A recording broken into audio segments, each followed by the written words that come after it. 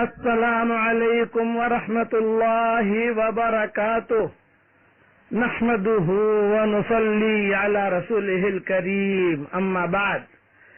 آج کا سبق سن لیجئے. سبق نمبر 1297 رمضان کے متعلق اور شب قدر کے متعلق آج کا سبق سن لیجئے. رمضان المبارک کی راتوں میں سے ایک رات شب قدر کہلاتی ہے، جو بہت ہی برکت اور خیر کی رات ہے. قرآن شریف میں اس کو 1000 مہینوں سے بھی افضل بتلایا ہے. 1000 مہینے کے 83 برس 4 ماہ ہوتے ہیں. خوش نصیب ہے وہ شخص جس کو اس رات کی عبادت نصیب ہو جائے، کہ جو شخص اس ایک رات کی عبادت میں گزار دے اس نے گویا 83 برس 4 ماہ سے زیادہ زمانے کو عبادت میں گزار دیا. اور اس زیادتی کا بھی حال معلوم نہیں کہ 1000 مہینے سے کتنے ماہ زیادہ افضل ہے. ہو سکتا ہے اس سے بھی زیادہ افضل ہو. اللہ جل شانہ کا حقیقتاً بہت ہی بڑا انعام ہے کہ قدر دانوں کے لیے یہ ایک بے نہایت نعمت مرحمت فرمائی. در منصور میں حضرت انس رضی اللہ تعالی عنہ سے حضور اکرم صلی اللہ علیہ وسلم کا یہ ارشاد نقل کیا ہے کہ شب قدر حق تعالی شانہ نے میری امت کو مرحمت فرمائی ہے، پہلی امتوں کو نہیں ملی. اور بعض حدیثوں میں یہ بھی وارد ہوا ہے کہ حضور صلی اللہ علیہ وسلم نے پہلی امتوں کی عمر کو دیکھا کہ بہت بہت عمریں ہوئی اور آپ کی امت کی عمریں بہت تھوڑی ہیں. اگر وہ نیک اعمال میں ان کی برابری بھی کرنا چاہیں تو بھی ناممکن. اس سے حضور صلی اللہ علیہ وسلم کو رنج ہوا. اس کی تلافی میں یہ رات مرحمت ہوئی. اور اگر کسی خوش نصیب کو 10 راتیں بھی نصیب ہو جائیں اور ان کو عبادت میں گزار دے تو گویا 833 برس 4 ماہ سے بھی زیادہ زمانہ کامل عبادت میں گزرا. اس لیے یہ جب آخری عشرہ شروع ہو رہا ہے سب جگہ، اس میں بہت اہتمام کے ساتھ کچھ نصیحتیں ذہن میں رکھ لیں. اگر جو ہے یہ آخری عشروں میں آدمی اعتکاف میں بیٹھ جائے مسجد میں تو شب قدر اسے مل ہی جائے گی ہر حال میں. مائیں بہنیں بھی اعتکاف میں بیٹھ جائیں تو انہیں بھی شب قدر مل جائے گی ہر حال میں. اور ایک اہم بات یہ کہ بھی آپ چلو پوری رات عبادت نہیں کر سکتے، لیکن کم سے کم بہت اہم نصیحت ہے کہ یہ جو آخری عشرے کی راتیں ہیں کم سے کم عشاء کی نماز جماعت کے ساتھ پڑھ لو، فجر کی نماز جماعت کے ساتھ پڑھ لو.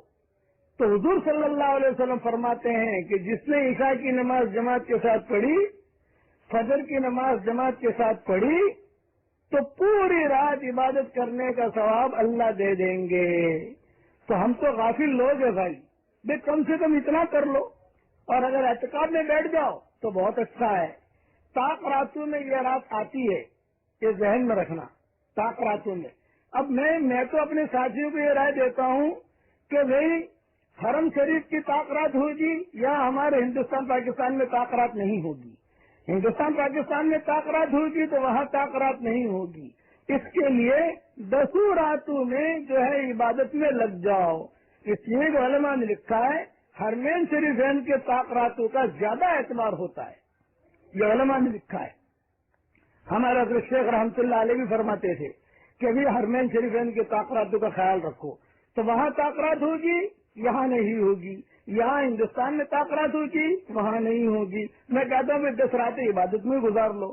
اس لیے میری درخواست یہ ہے کہ اعتکاف میں بیٹھنے کی کوشش کریں، مائیں بہنیں بھی اعتکاف میں بیٹھنے کی کوشش کریں، اور جو آسانی سے آسان ہو سکے کم سے کم عبادت میں آدمی گزارے. یہ میری درخواست ہے. اور بہت کلمہ بہت پڑھو، استغفار بہت پڑھو، استغفار بہت کرو، امت کے لیے دعا بہت مانگو، اپنے لیے بہت دعا مانگو. 10 دن کی قربانی دے دو تو اللہ تعالیٰ بہت بڑا اجر دے گا. اور ایک دوسرا اعلان سن لیجئے کہ اب میں نے کچھ سبقوں کے اندر یہ مضمون آئے گا کہ یہ سبق میں مدینہ منورہ سے دے رہا ہوں. لیکن اب میں پہنچا ہوا ہوں ہندوستان، مہندی والی مسجد سے بیان کر رہا ہوں آج سے، تو آپ کے دل میں بدگمانی ہوگی کہ صاحب مولانا تو یہاں بیان کر رہے ہیں اور مدینہ کا تذکرہ کر رہے ہیں۔ یہ بدگمانی دور کرنے کے لیے کہتا ہوں، یہ سبق میں جو ہے 10 15 7 8 ایسا سبق میں تیار کر کے رکھ دیتا ہوں، تاکہ مجھے جو ہے تو کئی سبق ایسے ہیں جو مدینہ منورہ میں تیار کر چکا ہوں میں۔ اس کے لیے اگر مدینہ کا تذکرہ ہو، مطلب یہ ہے کہ وہاں کا سبق ہے جو میں نے وہاں تیار کیا۔ یہ سبق تیار کرنے میں مجھے کافی وقت لگتا ہے، کبھی موڈ ہوا، کبھی طبیعت ٹھیک ہوئی، کبھی مشغولیت کم ہوئی تو 10 سبق ساتھ تیار کر دیے، ایک طرف رکھ دیے، ایک ایک کر کے بھیجنا شروع کر دیا۔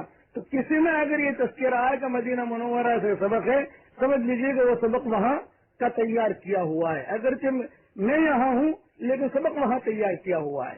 اللہ تعالیٰ ان راتوں کی قدر کرنے کی ہمیں توفیق عطا فرمائے۔ اور ایک دعا بہت مانگا کرو، حضرت عائشہ سے حضور صلی اللہ علیہ وسلم نے فرمایا تھا کہ اے عائشہ، جب بھی تجھے شب قدر ملے تو یہ دعا ضرور ماننا، اللہم انکا عفو تحب العفو فاعف عنا، اے اللہ تو معاف کرنے والا ہے، اے اللہ معافی کو پسند کرتا ہے، تو ہمارے گناہوں کو معاف کر دے۔